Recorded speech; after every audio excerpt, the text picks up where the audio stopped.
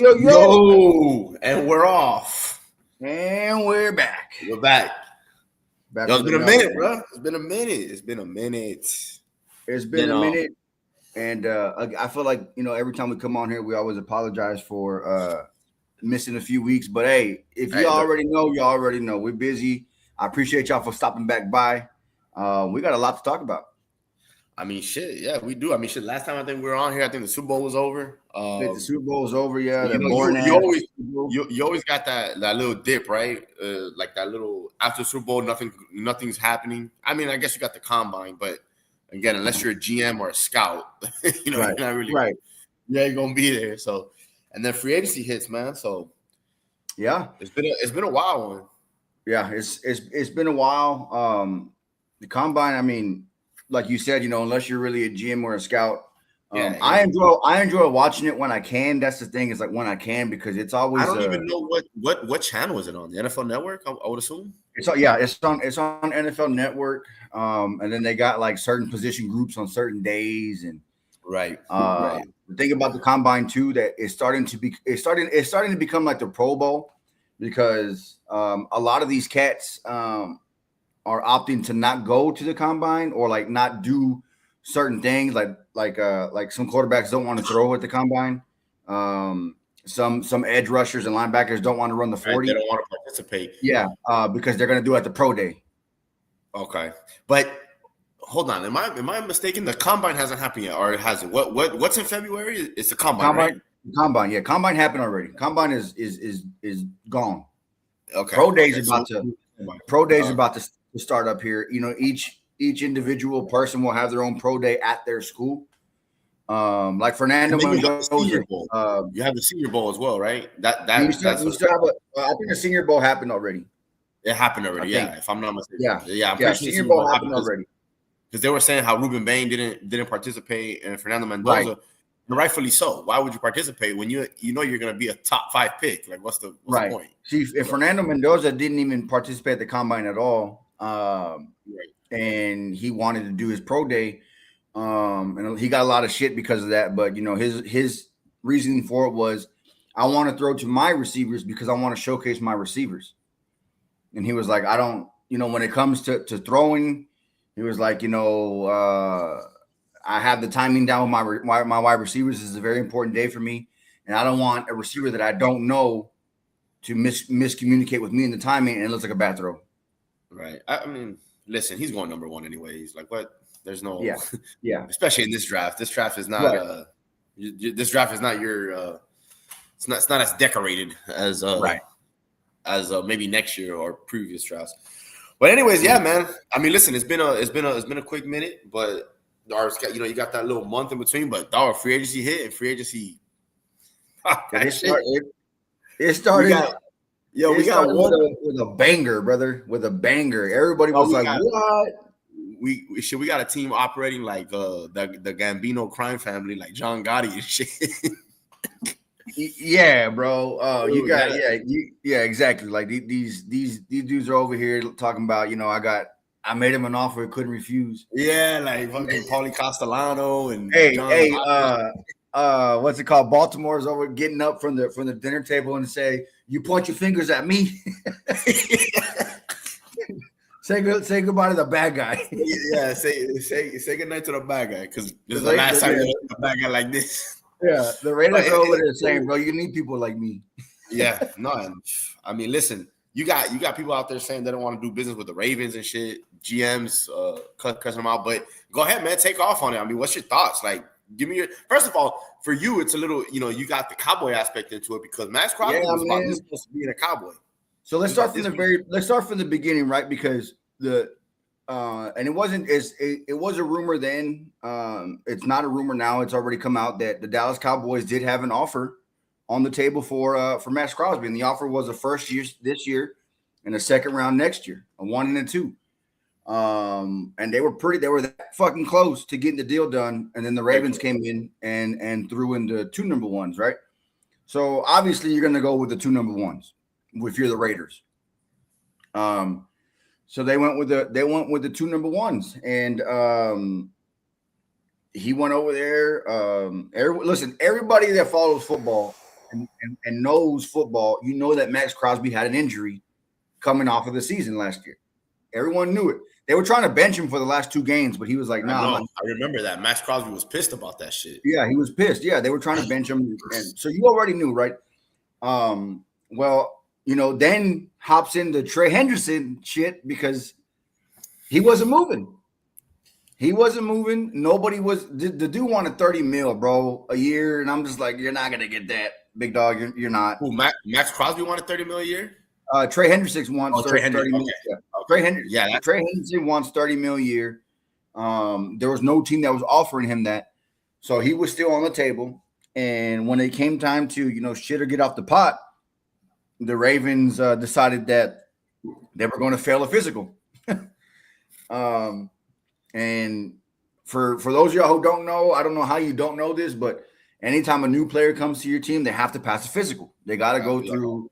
They got to go through your physical training staff and but if you're but sorry, hold on. My bad to cut you off. But here's my thing though. Players that are injured are coming off a surgery. They're not going to pass a physical though, right? Right. They're not. So what? So the Ravens knew that. Right.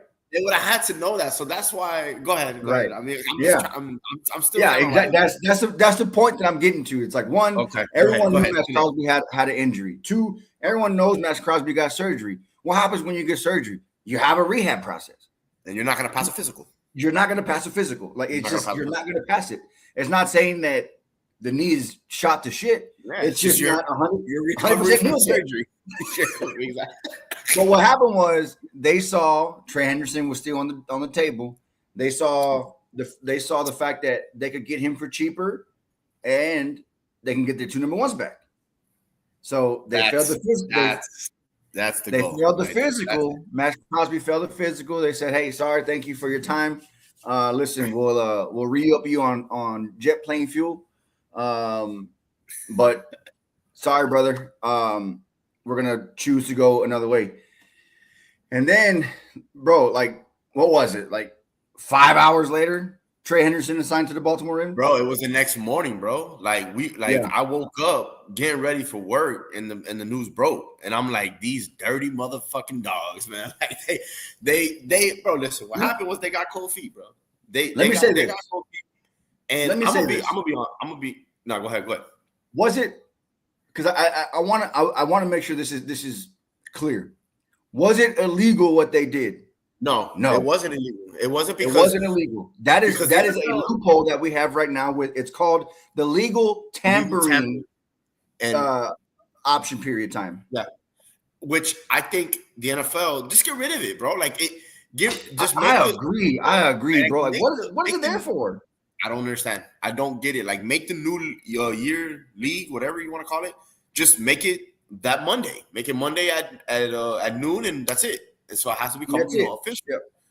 Oh, you my brother was. I knew my brother was going to. I forgot. That's right. As a Baltimore fan, I hate what Eric Carlson Organization did. It was bad business and makes it. Yeah. So Joey, man, hey, you gotta, help us out, or not help us out, but you're the Baltimore. For those who don't know, Paul's brother is a Baltimore Ravens fan. So I would love to know how Ravens fans feel. You know what I mean? Because I mean, look, at the end of the day, dog, if it's in the rules, it's in the rules. Like, it is what it is. Now, the Ravens, I think they looked at it and they were like, wait a minute. We're going to give 2 number 1s up for a 29-year-old edge rusher that's coming off of surgery. And they got cold feet and they were like, fuck this shit. And they backed out. And Trey Henderson came off of surgery as well and passed the physical. Did he really come off of surgery? Huh. So my thing is like, yo, these people, they got cold feet, and I don't know if the best, and bro, they came out winning. Let's be honest. Yeah, the Ravens, they did. I mean, at the end of the day, they won that trade. Is Trey Henderson 2 1s back? They got the number 2 1s back. Now is Trey Henderson as good as Max Crosby? No, but he's damn near a poor man's version of it. Like he's got 35 sacks in the last 2 seasons. He's got 35 sacks in the last 2 seasons, and you know, he's a hell of an edge rusher, and you keep your 2 number ones. Yeah. I will say this though, also too, as it sits right now, the Raiders don't look too bad either. No. Yeah. Oh, I mean, what do you mean, like bad in terms of what? The pickups that they got in free agency. Oh, yeah. Hell yeah. They got Nakobe Dean. They got Nakobe Dean. They spruced up that defense, and now you're getting Max Crosby back? Well, here's the thing. Is Max Crosby going to play for the Raiders? I know what he said. He made a post. He said, I'm a Raider. Let's run it. I know what he said, but listen, first of all, that's just how Max Crosby is. Max Crosby is one of them loyal. I love Max Crosby, like his character, because he's like I feel like he's like a dude like me, like super loyal. He's 100% football, dog. He's just football. Yeah, like, so I don't buy what they're saying either. They were trying to say that they were going to sign both. Oh, no, yeah. They're lying. They're lying. That GM, bro. No. We were planning on playing Max Crosby and Trey Henderson together. Because if that was the case, you would have signed Trey Henderson the first day of free agency.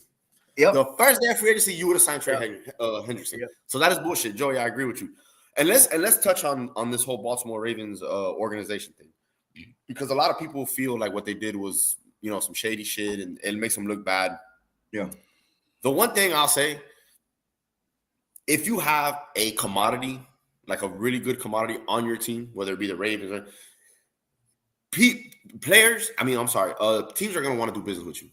Right. So this bullshit that people say, oh, the Ravens, nobody's going to want to do business. Bro, listen, if you got a really good player and teams want that player, they'll do business with you. Now, will they think twice about it, or will they probably? Yeah, they'll probably be like, "Yo." They'll add some verbiage to some contracts. Yeah, or they'll, in the back of their mind, they'll probably be a running joke around the league. Oh, watch out with the Ravens. Don't do business with them. You could always add, you could always add verbiage. If y'all back out, y'all owe us a pick, or right. I mean, because even right now, right, there's still like contracts that you can sign, that if a player plays a certain amount or does so well, now that pick turns into like a number 2 pick instead of a number 3. Yeah, it's like right. Yeah. But Paul, here's the problem though. During those 2 days, nothing is official. It's only exactly. So you can write all the verbiage you want. You can say all this, that, but if it's not official, you could just that happened to us a couple of years ago with Randy Gregory. Yes, yeah, it did. It did, and then he backed out. And then he backed out of our offer. Took the same offer and went to Denver. We went to Denver. Yes. Yeah. I remember that. I remember texting you. You're like, what the fuck? Yeah. So if you want to get rid of all this shit, NFL, take away the tampering period, which is 2 days. Just make and Monday at 4:00 or noon, make it official. And then whatever deal has to be, it has to be official. But the Ravens look a little shady, but I don't think it matters. I mean, who gives a shit, bro? Like, nobody's gonna remember. I mean, again, within the league, people they won't forget. But Max Crosby won't forget. Oh no! Max Crosby's going for the net. Every motherfucker. Whichever team he plays for, if they're playing the Ravens. By the way, the Dallas Cowboys play the Ravens this year. Hey, Dallas, get on the phone, Jerry Jones. Whatever team he plays for, whether it's the Raiders or someone else, if they're playing the Baltimore, he's circling that bitch. Big time. I mean, Max Crosby is just. I mean, he's already a dog. Like, imagine when that boy sees that purple and black, he's gonna freak out. But exactly. I mean, let me ask you. You guys say that you guys out of it. But do you think Max Crosby plays for the Raiders? I mean, here's the thing. So the Dallas Cowboys. I really don't think he does. I think he gets traded. I'm not gonna lie. I think he gets traded. I mean, there's always here's the thing for everyone else that doesn't know this. It's not at his discretion. He doesn't get to choose whether he's a Raider or not. Yeah. Correct. It's at the team's discretion.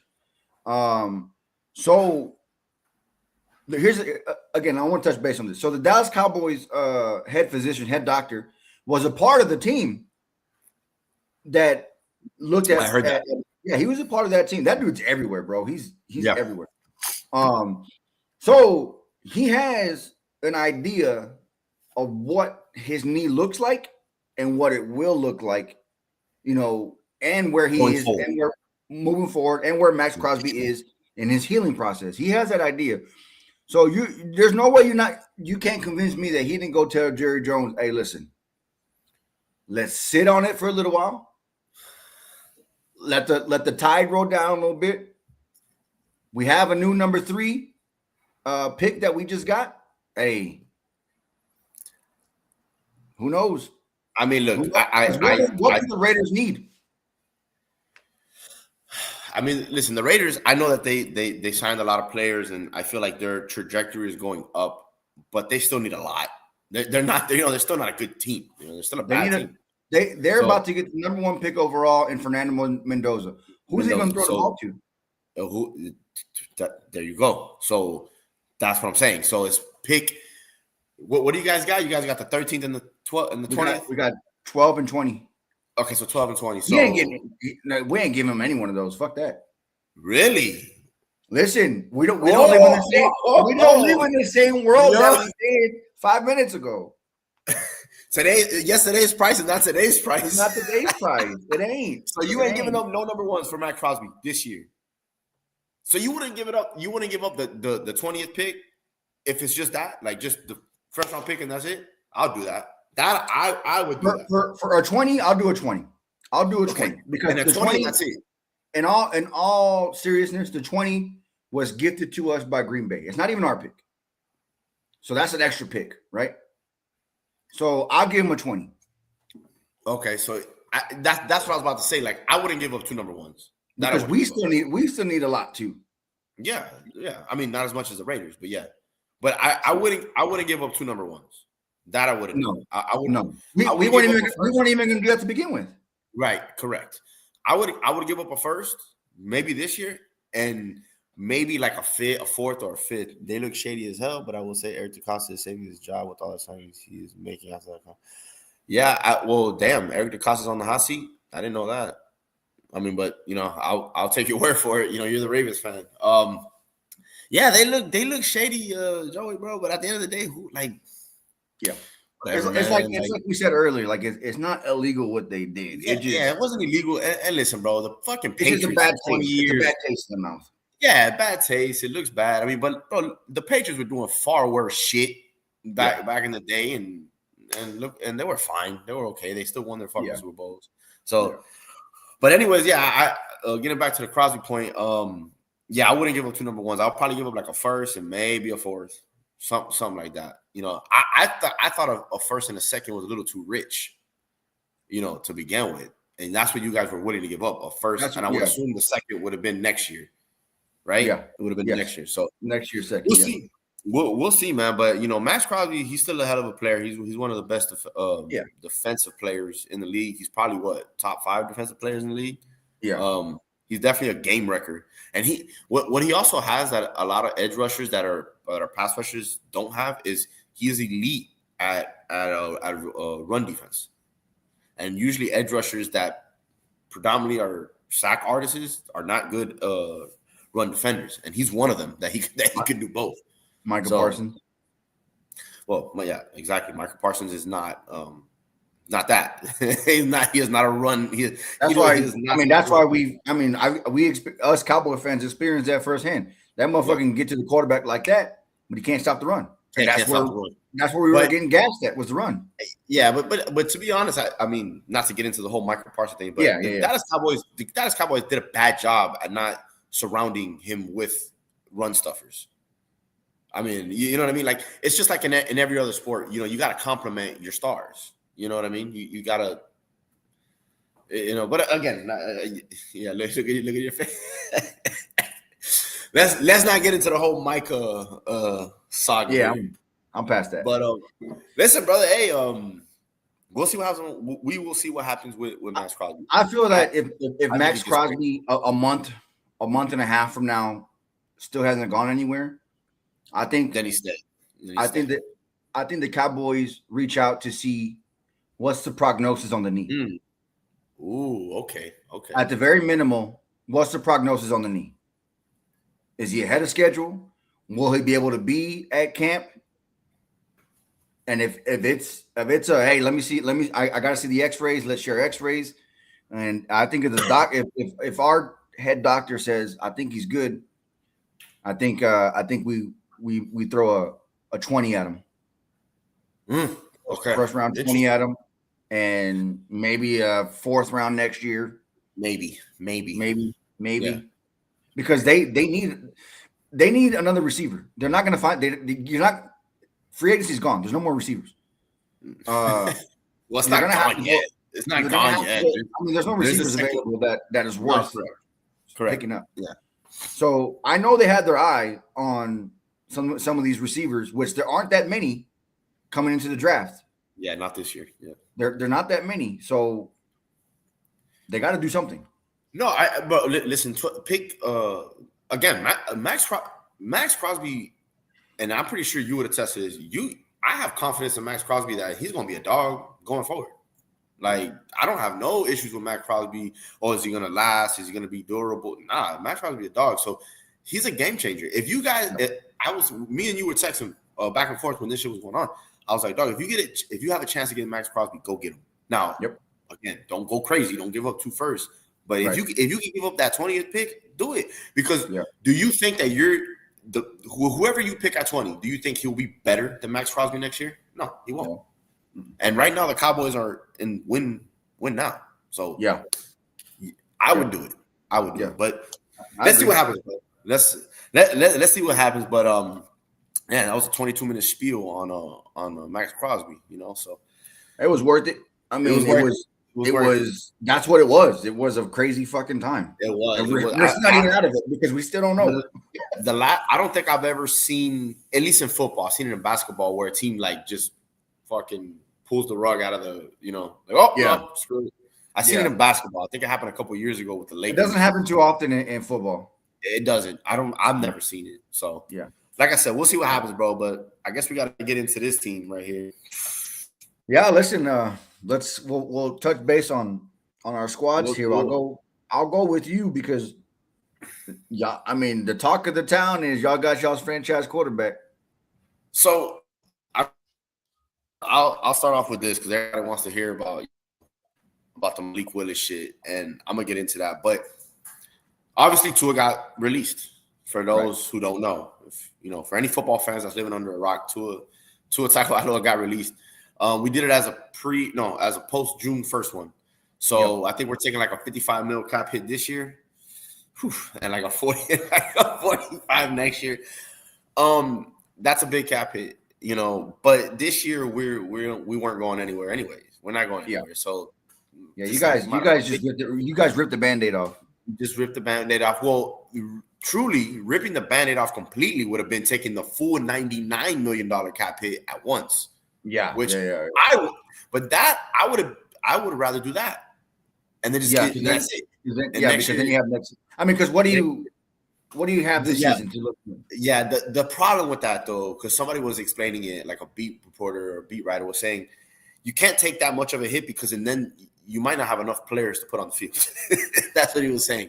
Yeah, no, and like seriously, it makes sense. Like if you take that's $100 million that you can't. Because the cap also is for players that are currently on the roster as well. Correct. Yeah. Correct. So again, they did the post June 1st thing, which everybody kind of did. He wasn't getting he wasn't getting traded. There was no way somebody was going to take on that contract. No. So it is what it is. That was no surprise. And obviously previously we cut Tyreek Hill, we cut Bradley Chubb. We just traded Minkah Fitzpatrick. Oh, and for those that still think what the fuck why we traded Minkah Fitzpatrick for a 7th round pick to the Jets, at first I thought the same thing, but it makes sense. The fact that the Jets they give him an extension. We're not paying any of his salary, and we got $12 million off the books, which was well. So they ate the contract. Essentially, it was kind of like releasing Minkah Fitzpatrick for $12 million. It was like an exclusive release to you. Correct. Yeah. It was kind of like, okay, we need cap space. Yeah, we probably could trade you for a 4th round pick, but this is better for us right now. Yeah. Which again, that's the GM's job. It's not my money, so I was still mad about it. I feel like we could have got a 4th round pick, but listen, it is what it is. So we Hill, Chubb's gone, Minkah Fitzpatrick's gone. We released numerous amount of players as well. Bunch of receivers. We released our fullback. So we're the purge. The purge is happening. Yeah, seriously. Yeah, I'm cool with. I'm okay with. I like this. You gotta start over. And I said you gotta release Tua Tagovailoa because he's gonna be too much of a distraction if you keep him there. Right. Way too much of a distraction. And they did that. And then they made a move that to me makes no sense at all. I'm sorry. It makes no sense to me why you would sign Malik Willis. Now, a lot of people have said that, I'm just being negative. I'm being a hater. And nothing against Malik Willis. Malik Willis, if you're out there and you're watching, it's not about you. It has nothing to do with you. I'm pretty sure you have. I'll tell you. Malik Willis, if you're watching, I'll tell you. It has everything to do with you. The guy has 5 starts. No. Listen. I'm pretty sure you're a great character dude because that's what everybody says. But my thing is, if you're the Miami Dolphins and you don't have any money and you're going and you cut all these players, you're going through a transition year. Why would you commit $45 million over? I mean, let's call it 2 years because the third year they could get out of it. But let's call it 2 years. Let's call it 2 years, $45 million when you're not going anywhere, when you're cap strapped, and you're gonna surround this kid with what? He's gonna fucking get killed out there. He's gonna have no O-line. I mean, he's got Waddle and A-Chain, but that's it. So you expect this guy to do what? Yeah, I don't understand the logic behind signing Malik Willis. Call me a hater. The logic was this. I mean, if I may interrupt real quick. Go ahead. Please do. I think the logic was this. For some reason, I don't understand why, but they feel like this kid's ceiling is so high, right? So the logic that they're thinking is, let's swoop in and get him now for the cheap. And let's see what happens. Same shit, dog. Me and my brother were talking about it. He said the same exact shit you just said. And let's see what happens. However, then your logic kicks in. It's like, well, what is supposed to happen? He has nobody. So now you're really only giving this guy a prove it year, a 1 year prove it year, which is next year. It's not going to be this year. It ain't going to be this year. It's a Dolphins situation. Yeah, and the Dolphins probably they must feel like they think this guy can be a franchise quarterback because I don't see him being a franchise quarterback. He's got 5 starts, Gabriel. He's got 5 starts. He's got 5 more starts in the NFL than I do. And me as well. So I don't get the logic. I think it was dumb, dog. Like, just don't commit to anybody. And now people are gonna say, "Oh, so you want the Dolphins to tank?"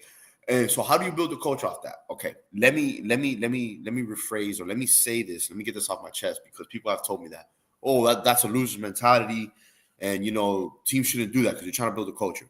Okay, for people out there that have said that to me, I'm not saying for the coach and the players to lose on purpose. Like, I'm not asking Devon A-Chain to step out of bounds on purpose or Jalen Waddle to drop a pass on purpose. But from a GM standpoint, that's what I'm talking about. If you're bottoming out, bottom out, homie. Bottom out. Now, when Sundays come and if the coach coaches them hard, which I want them to do, and they happen to win a couple games, then that's great. I'm not talking about tanking on the field. I'm talking about tanking from a GM front office perspective. If you're cutting all these players, why the fuck you signing Malik Willis, bro, to all this money?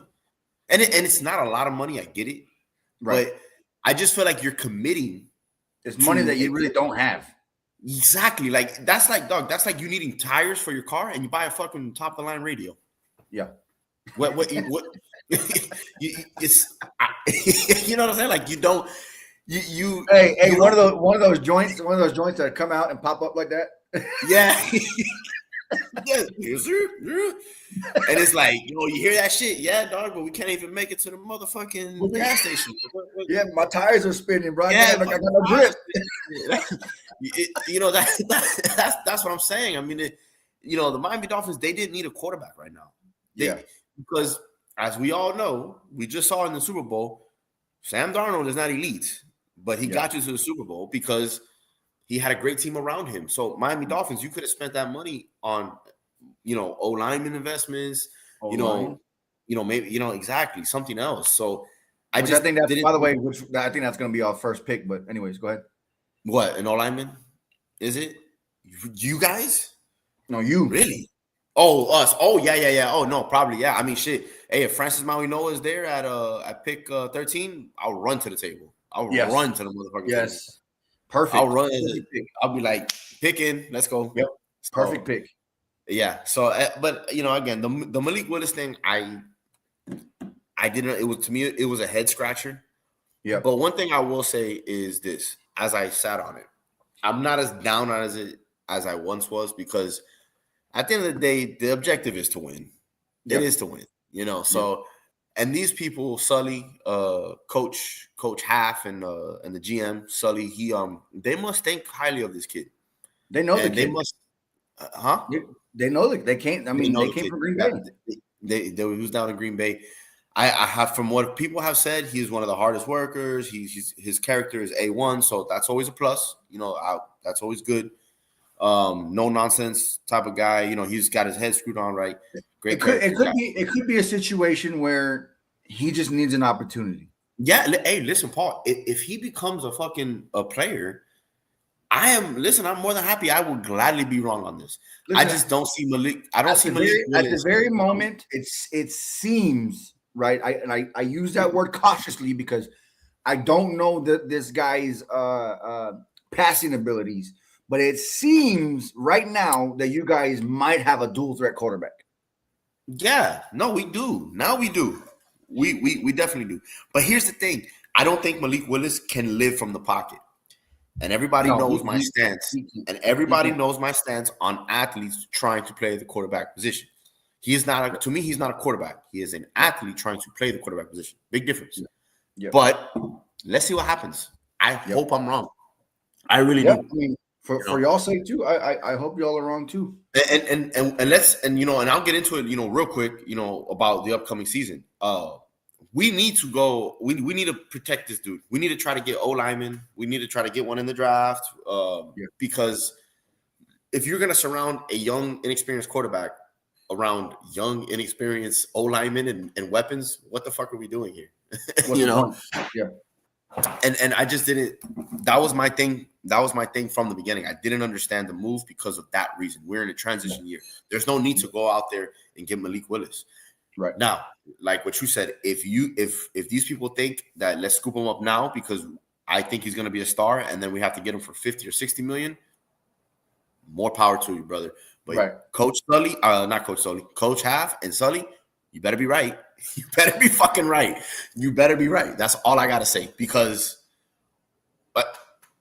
again, we're not going to make the playoffs with or without Malik Willis. Right. So what are we doing? Yeah. So all in all, I didn't understand the move. To me, it was a head scratcher, but a lot of fans love it. They like it. I think it's just, I think the reason why is because they were just happy to get rid of Tua. Yeah, I think so too. And now that you touched on that, there was a lot of people, Tua, good riddance, and rightfully so. He played horrible last year. But people were saying, Malik Willis is going to be better than Tua. And I'm like, if you think Malik Willis is going to step in there and become 2023, 2024 Tua, no. Now, is he better than last year's Tua? Probably. Sam Darnold proved you just have to be a team that doesn't turn the ball over. That is all Malik Willis needs to do in this rebuild. Well, but here's the thing, Joey. Malik Willis doesn't have the squad that Sam Darnold has. You know what I'm saying? He doesn't have the team around him. He doesn't have the. Well, he doesn't have. He has weapons in that running back room and Jalen Waddle. He doesn't have an O-line thing. Okay, but hold on. Just having Jalen Waddle is not a good weaponry group. When you have a running back room the way that you do, yeah, it is. Okay, I guess, but I don't see us having. Either way, I don't see us having a good O-line for him, though. That's what I'm saying. Like, he doesn't have an O-line. Right. That's and I know nobody wants to talk about the O-line. I know it's unsexy in football. It's always a boring topic for people, but it's the most important. It's the most important. It's to me protecting the quarterback and rushing the quarterback To me, that's football. That's what the Look game at should Joe, look be at called. Joe Burrow. I don't want to go off into a tangent here, but look at Joe Burrow. Look at Joe Burrow. Look I at mean, Joe damn. Burrow. And The guy has like a whole fucking electronic knee now because he's had to replace like 9 times because he has to run for his life. Oh, it was funny. 100%. And that's the thing. I mean, for the life of me, the Miami Dolphins, they don't, like, I don't know. They never wanted to invest in the O-line. I never understood it. I'm hoping this regime is believes in that. And the last thing I'll say on this whole Malik Willis thing is what Sully did and Coach Half, that's not the Green Bay way. What's the Green Bay way, ladies and gentlemen? You draft a quarterback and you start him when the team is complete and he's ready, right? When Brett Favre was there, they drafted Aaron Rodgers. They sat him for 3 years. And then once they put him out there, they had a team around him, good defense, good coaching staff, good O-line, and they did the same thing with Jordan Love. What Sully just did was the opposite of the Green Bay way. He's going to get a quarterback that, in my opinion, is not the guy, and you're surrounding him with a very bad team, and you're making him to make chicken salad out of chicken shit. Yep. So that's not the Green Bay way.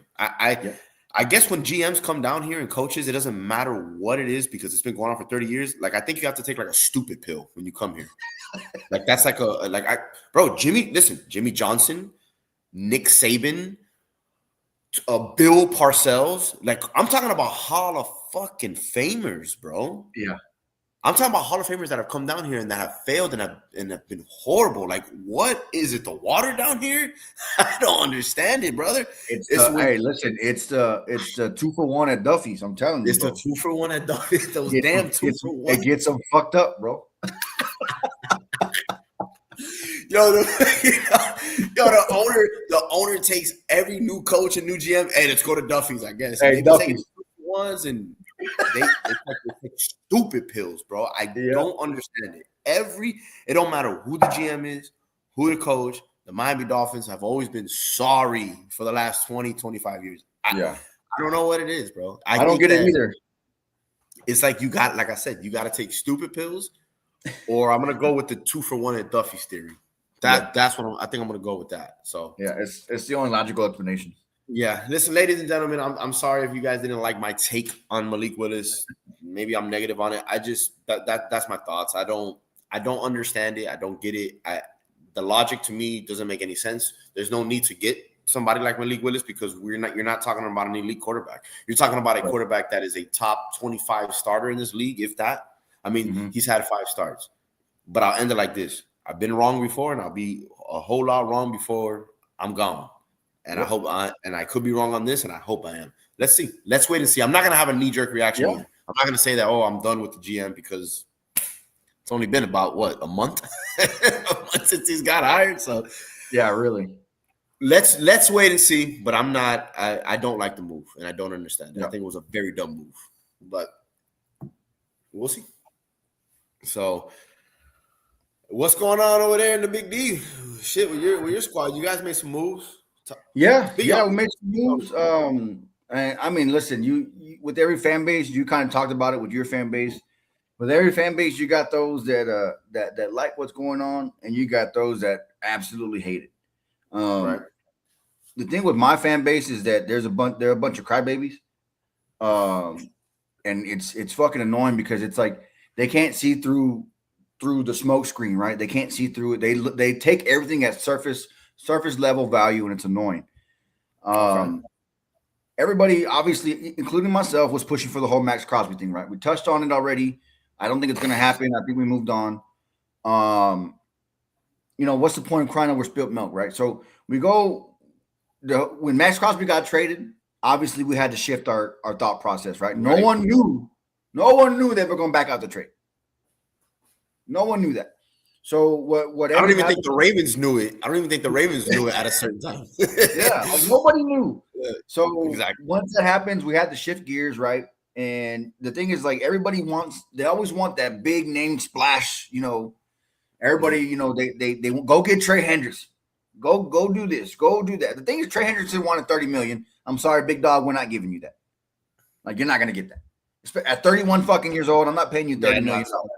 I'll give you 20. But I ain't gonna give you 30. Which I think he ended up getting like 28. Something which is very close to 30. Which is very close to 30.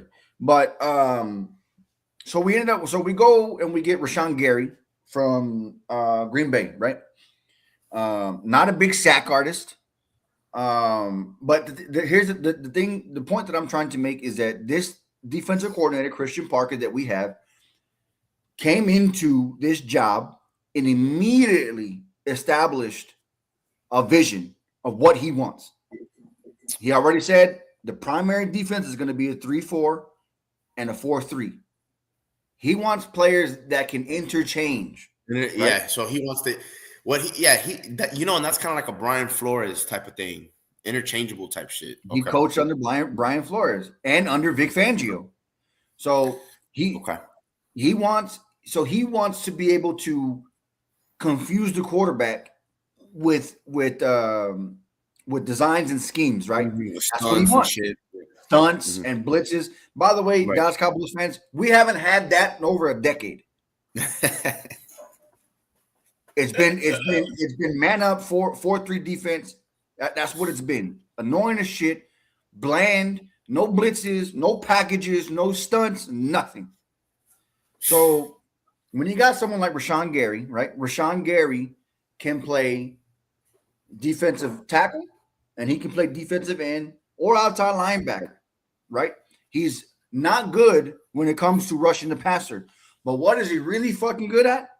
Run stopping. He's a good player, though. No, he's a solid, really good player. I mean, like I said, is he earth shattering? Is a game changer? No, but he's a solid, good player. You know? Right. Yeah. Exactly. So I forgot what the pick that I think we gave him a 4th round pick. No, I think it was a 4th or a 3rd, but next year. It wasn't even this year. Oh, it's a 4th next year. Right. I think it was a 4th next year. Yeah, it's a 4th. It's a 4th. Which, by the way, they just showed his contract. He has 6 fucking void years, bro. Jesus Christ, 6 void years. What, are they gonna fucking pay this guy up until fucking 2040 or what? Hey, he's gonna get paid with some chopped sandwiches from Buc-ee's. That's what he's getting from Buc-ee's. Yeah. Hey, I wouldn't be mad at that. Shit, I would not be mad at that, boy. What? So, in all, the trade was a good one, right? It was. But again, I'm not sitting here saying that our defensive end pass rushing slot is filled. I'm not here saying that, right? Because I do think that that's what we're going with in the draft. Which I'm okay with, especially if we get a Hakeem Mesidor. Okay, really quick. My bad to cut you off, brother. People are saying Ruben Bain. People are not liking him because of his short arms. Which I'm gonna look. Where's the camera at? Is it right here? Okay. I want to say this to everybody who is critiquing Ruben Bain because of his measurements. You don't know shit about football, and you don't know shit about a dog, and you don't know shit about heart. Yep. If you're really gonna sit there and say Ruben Bain won't be a good pro because of his measurements and his really short arms, you don't know fucking football, and you need to start watching fucking skate figuring. Yeah. Did I say that right? Skate figuring, or is it figure skating? It's figure skating. Okay. Yeah. So go watch that. Watch skate figuring and figure skating and then watch figure skating. Yeah. And then watch that after. Watch that after because it kind of got me a little pissed off because my boy is from the U. You know how much passion that guy and Ruben Bain. Not single-handedly, but on the defensive side was the main force of why we made the national championship. Yep. Ruben Bain is a dog. Yep. And if he keeps dropping, let him drop to us because I'll gladly take his ass. No, if he drops to 12, we're scooping him up. I know that's 100%. But that's why I touched on this. Yep. And I touched on it because all this bullshit about Ruben Bain. Listen, do you know Jason Taylor couldn't bench 235 pounds when he came into the league? Mm-hmm. What is Jason Taylor? A fucking Hall of Famer, right? And that was one of his critiques. Aaron Donald. Jason Taylor also coached up Ruben Bain. Exactly. Aaron Donald, when he came out, he was undersized as a defensive tackle. Mm-hmm. He was not projected to do what he did. Aaron Donald, I don't know. He might be a top 10 defensive player of all time. Yeah. My point is, just because you don't run a 4.3, just because your arms are a little short, doesn't mean you're not going to be good on Sundays, brother. Right. It's about the heart. It's about the dog in you. And it also pisses me off when people say that about Ruben Bain, dog. I saw his. So Ruben Bain just had a pro day, not a pro day. He was at the combine, and no, he did have a. Did he have a pro day? I don't think he did. I don't think he went. I don't think he went to the combine. No, he did. I saw him at the combine. Okay, so yeah, it was like the Senior Bowl. He didn't go. It was something like that. He didn't go to. But what happened was the thing that I saw that all the casuals that are talking about the short arms didn't see or didn't even look at. It's the people that are analytical, bro. It's like the analytical fucking nerds. Sorry. Yes. Go ahead. So what they failed to talk about was this dude's ability to bend. Bro, I saw tape and I was like, holy shit. Bro. Like it's equivalent to a wide receiver that can stop on a dime and pick right back up. Yeah, like ability for that one step out and then to bend it back in is nuts. It's nuts.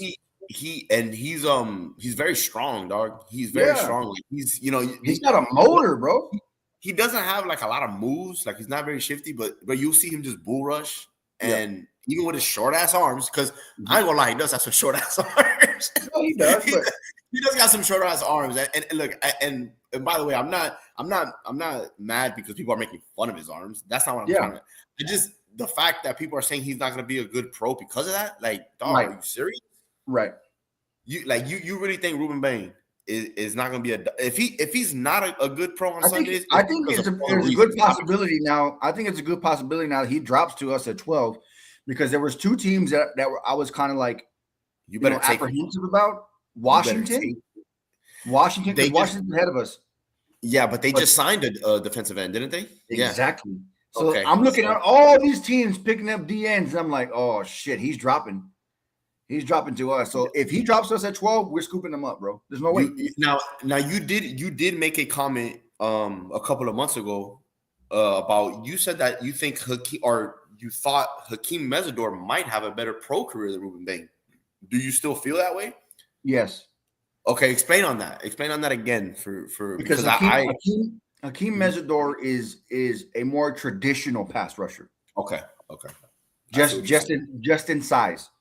Okay. Now that's not saying that Ruben Bain is going to have a shit, or a mediocre. Right. No, of course not. No, I think their trajectory for both is up. But would you agree with this that Ruben Bain will probably be more of the game record, but Hakeem Mesidor will be more of a consistent pass rusher? Because that's what I feel. You agree with that?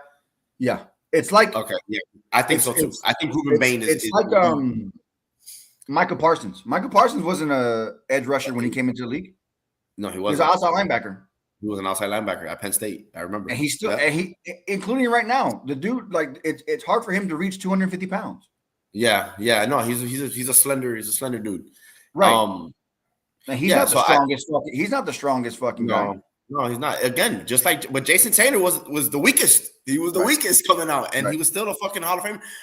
The point I'm trying to get at is, on Sundays, if you a dog and you're a football player and you're gonna fucking succeed.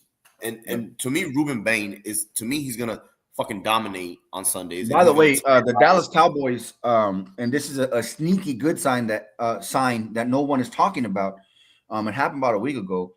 The Dallas Cowboys have signed a pass rushing coach, right?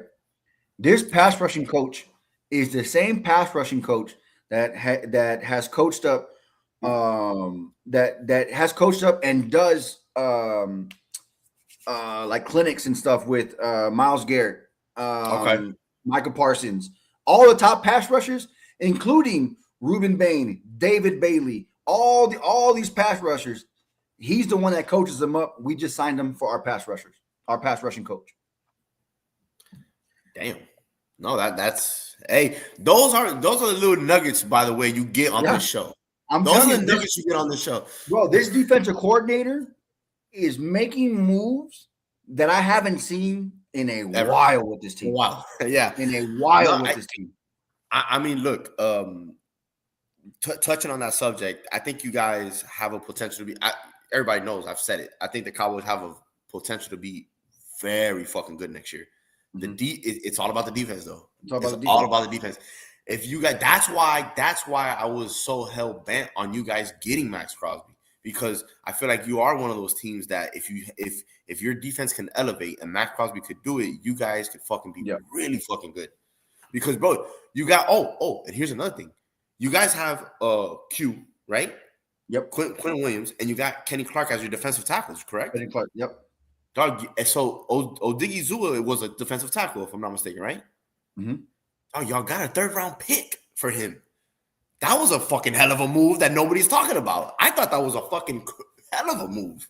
It's a move that I saw coming when we also for a 3rd round pick. You saw for a 3rd round pick? No, I saw the trade happening. Right. The reason why I saw that we were going to trade him was because we picked up a defensive tackle from the Chargers.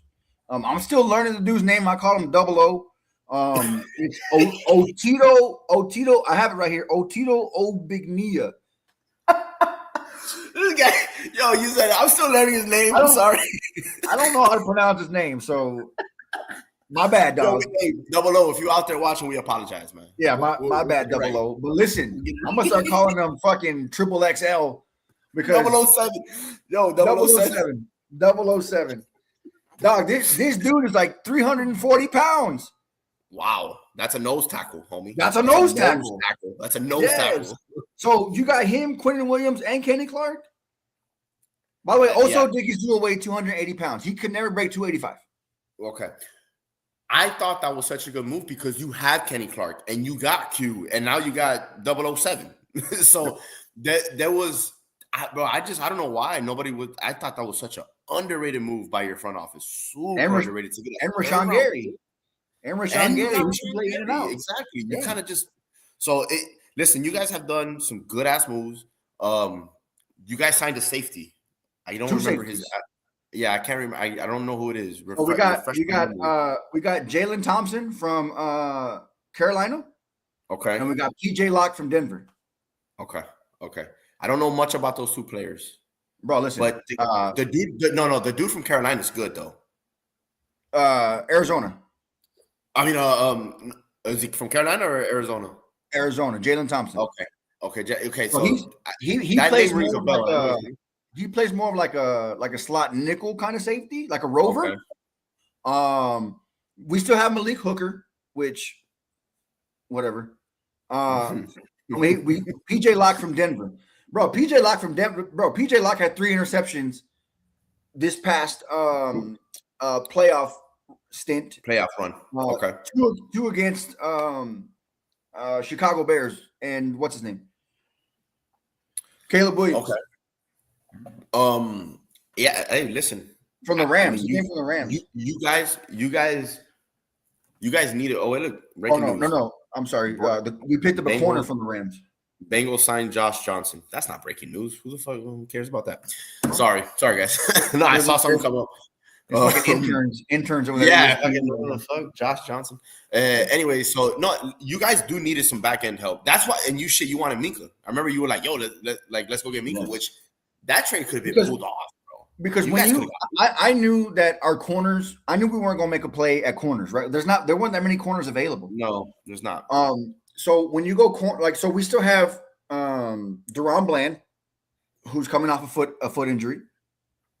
We still have who is now going to be in his sophomore year with us, Siobhan Ravel, the tall fucking corner. We still have him. We still have Kalen Carson. So I say all that to say, even if we go corner in the draft, it's going to be a young cornerback room, right? Right. So you got to have veteran help on the top half. On the top end, on the back end. On the back end, yeah. And that's what they went with. They want veteran help in the back. You got 2 dogs back there. But we also did sign a sneaky good sign on corner yesterday. We got Kobe Durant from the Los Angeles Rams. We signed him. Oh, he's good. I like him. Yeah, he's a good player. He's a good solid player. We signed him for 1 year, $5 million, bro. Okay. No, those are one of those signings that, like, when the season's going on, you're like, that was a fucking hell of a fucking pickup. You know? I think he comes in, he's going to be a day 1 starter. Kobe Durant? Yeah, I would like Kobe Durant. Now, here's the thing: he's undersized, but this dude is a dog. Like I watched tape on him against Mike Evans. Mike Evans was having a hard time with him. No, I've seen him a lot of times, and I've always said when I watch football games, players need to pop up on the screen for me to notice him. Not that he was popping up on the screen, but he would be involved in a lot of shit because I would see his name all the fucking time. Yeah. Oh, there's Durant from the Rams. Durant from the Rams. So I know he's a good. Is he a superstar? No. Is he a Pro Bowl? No. But he's a day one starter on the Dallas Cowboys. Right. Yeah. So that was a good pickup. I did not.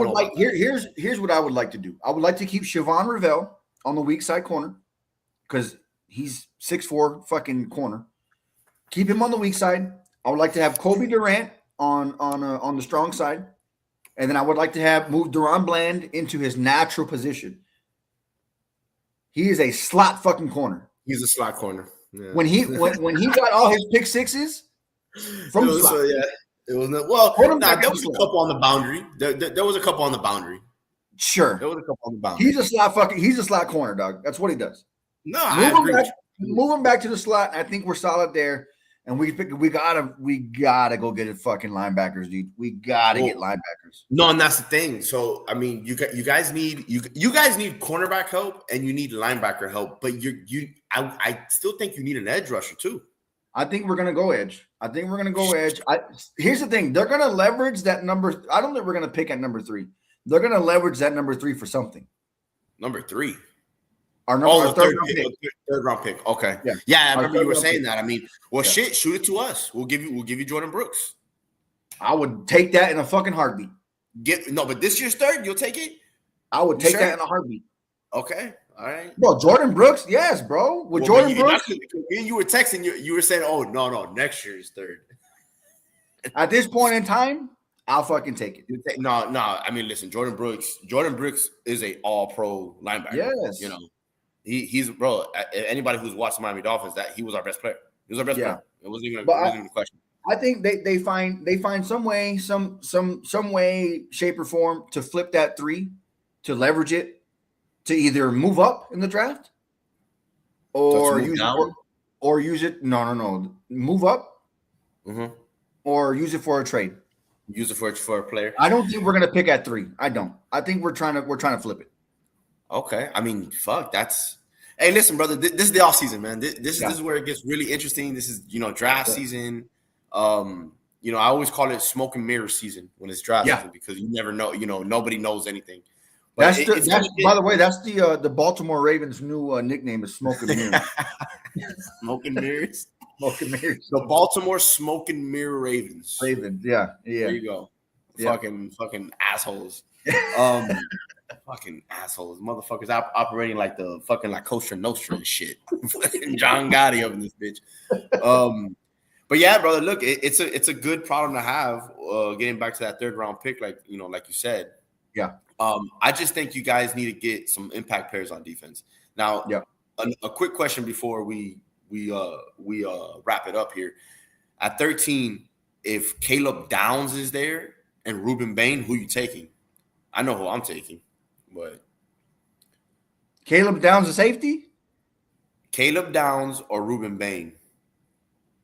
The safety from Ohio State? Yeah, he's not really a safety. He's more than that, but yes, a safety.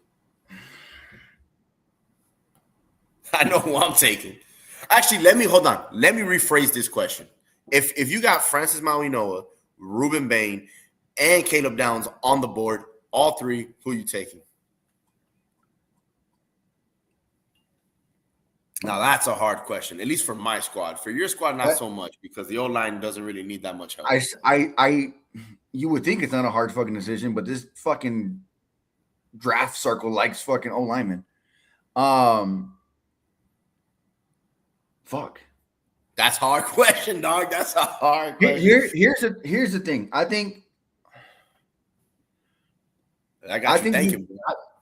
you go Caleb Downs. And here's the reason why.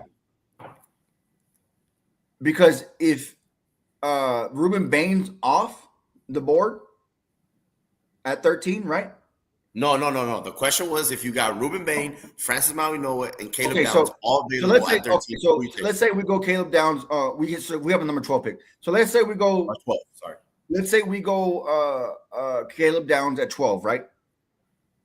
Ruben Bain's probably gonna get picked up in the next 3. Of course. But in this draft class, there are so many other edge rushers that are Ruben Bain-esque. You don't have any other safeties that are a generational talent like Caleb Downs. You don't. Yeah, I disagree with you. There's. I know you disagree with me, but you got to look at. There's not a lot of Ruben Bain-esque players. A lot Ruben Bain-esque players. I don't know about that. There are, bro. There are. So that's the only reason. However, if I'm drafting, I'm going Ruben Bain because we need an edge. We don't need safety. No, and it's always for safety. Yeah. We're going Ruben Bain. Yeah, I mean, if it's my team, that would be hard because we need both. We need an O lineman and we need. It's a better question for you because y'all need both. Yeah, no, that's kind of why I asked you because I would probably go for Francis Mauigoa. I would probably go Francis Mauigoa. Yeah, in your situation, but that's the point though. It's like situational. No, but here's the thing though. Francis Mauigoa, I think he's going to be the best right tackle in the NFL for the next 10 to 15 years. Yeah. Now, number 2, number 3 in the NFL, whatever, however you want to. He's going to be a top 5 right tackle. Yeah, I agree. So Ruben Bain. Like, I think Francis Mauigoa is going to be better at his position than Ruben Bain is going to be at his position. He's kind of like a Trent Williams. Bro, Francis Mauigoa that's a generational talent. Yeah, agreed. That is a generational talent right there. Agreed. I don't think he falls though No, he doesn't. He doesn't. But he doesn't fall out of the top 10. I mean, people are saying this kid from Utah is going to go before Mauigoa. What's his name? Fanoho? Name? Yes. The right tackle. Okay, so people are saying they're saying he's the best O lineman in the draft, and not Francis Mauigoa. I don't know about all that. But dog, as somebody who has watched every snap for UM play, my G, Francis Mauigoa is a fucking beast. Yeah. So if he drops to the Miami Dolphins, I'm running to the board. So, but no, that was just a quick little question because it would be hard for me to choose between Ruben Bain and Francis Mauigoa. And if Caleb Downs, if Caleb Downs is on the board for my squad too, it will be hard not to take him as well. Realistically, he's not going to get out of the top 10. Who? Caleb Downs?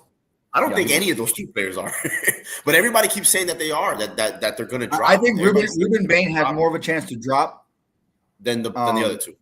Not because of his capabilities, but because of his measurements. Well, no, not anything of that. I think it's just that there's so many defensive ends that were just picked up.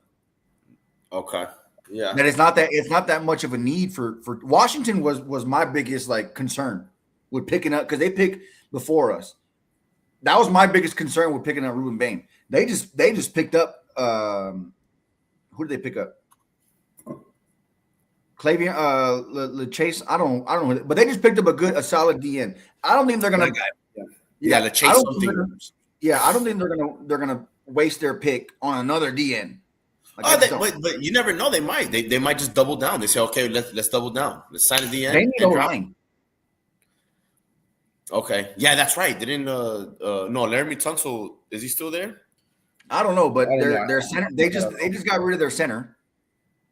Okay. So he. It's going to be interesting. I think this draft is a unique one because it's a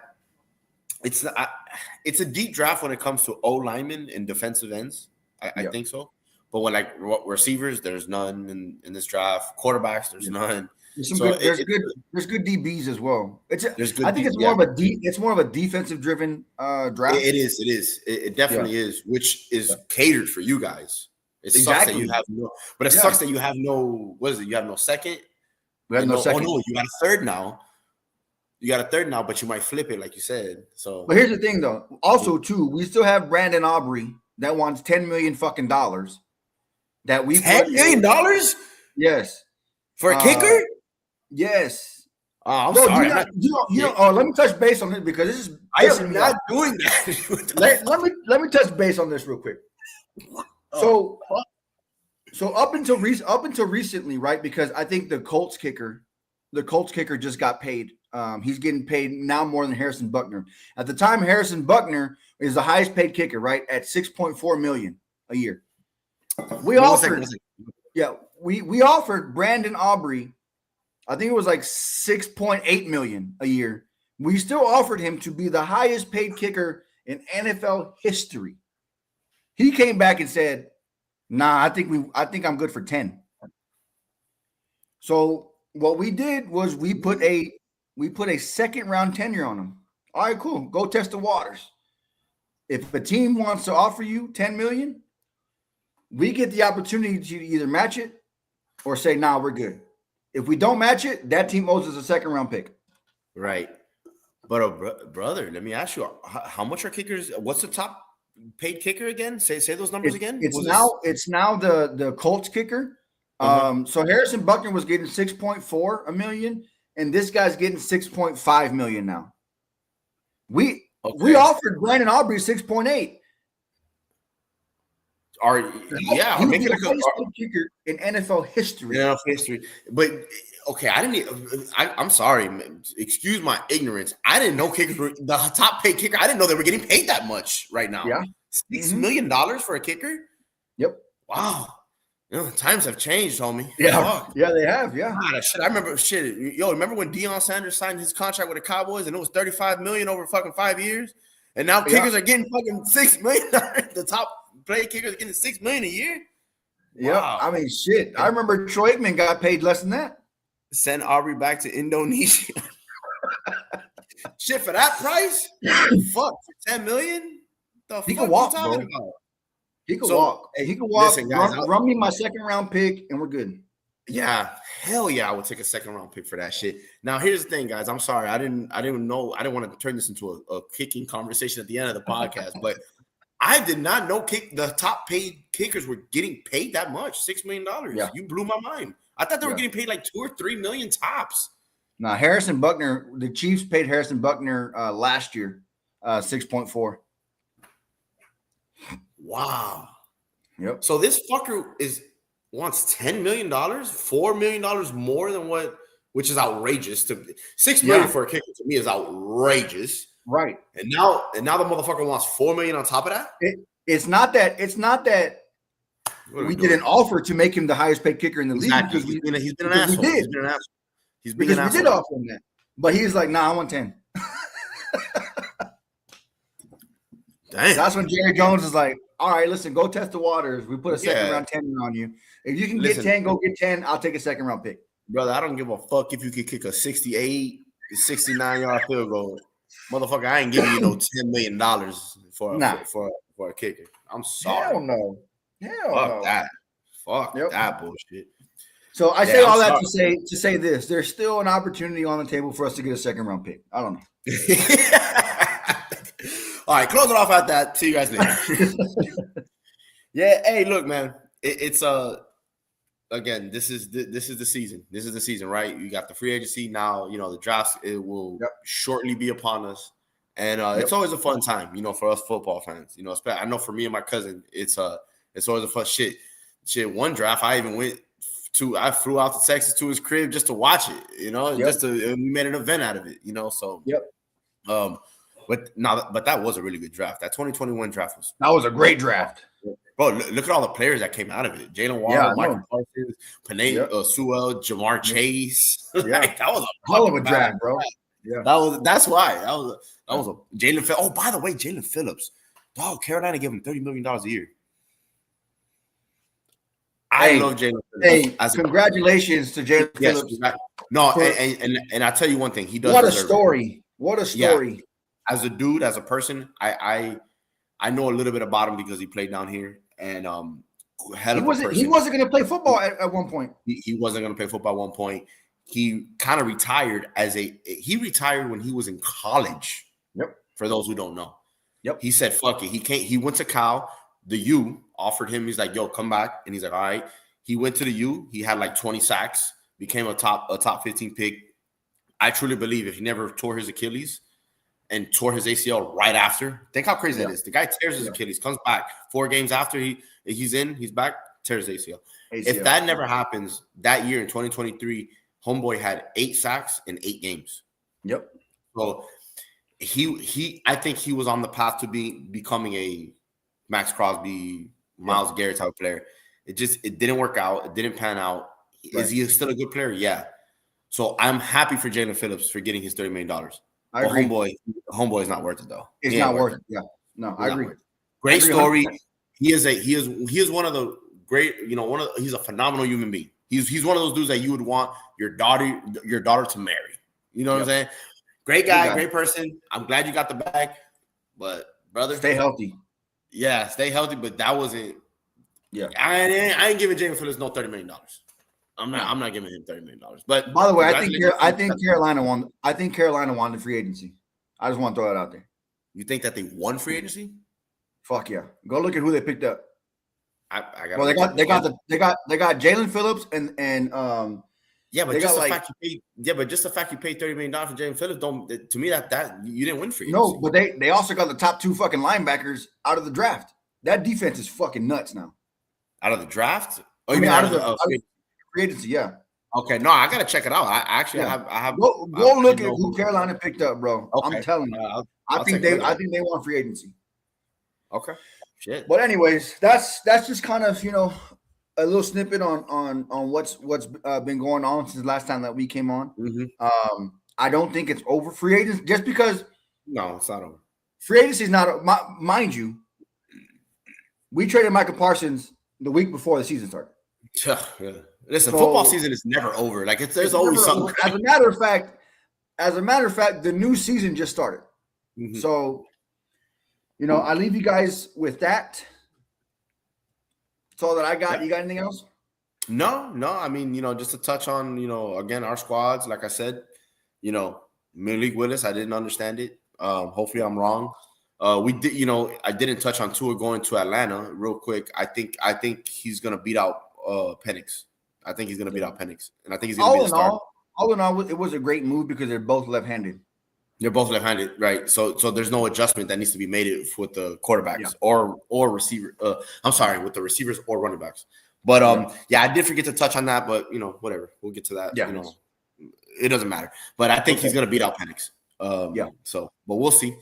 But yeah, brother, I'll leave it like that, man. I mean, the Dolphins, they did everything I expect them to do. They picked up a lot of 1-year player, 1-year contracts. Yeah. They picked up Uche. They picked up a couple of other people that, minor signings here and there. And that's what was expected. Yeah, just to fill in. This year, Dolphin fans, this is going to be a transition year. We're not going anywhere. But maybe I'm wrong because these motherfuckers picked up Malik Willis and who knows what they're thinking. So, but we'll see. But We'll leave it at that. We'll be back on here soon. Obviously, drafts. Draft. Yeah. Shit, we'll talk more draft next time. Yes, get a little more depth into it. Definitely. By the way, I think our first time we hopped on here was draft last year. I don't know. Yeah, it was right. Yeah, our very first episode was the draft. So yeah, I was a couple pounds heavier. I probably look like shit. We both probably look like shit. We probably didn't know what we. I was sick. I'm pretty sure I was sick too. I was sick too. I was sick. I remember sitting there watching the draft. I wasn't even excited because I was all fucking feverish and shit. I was sick too. I remember I had a bug. I was throwing up and shit. So. Yeah. Crazy, man. Hey, a year flies by. A year flies by. Yeah. Let's see what this next football season brings us. Let's see, man. But now, we'll definitely hop back on here pretty soon. So, well, we'll catch y'all. We'll catch y'all down the road. I appreciate y'all stopping by. Let us know what y'all want to talk about. Subscribe, share the channel, and I appreciate y'all. We'll catch you on the next one. Catch you on the flip side.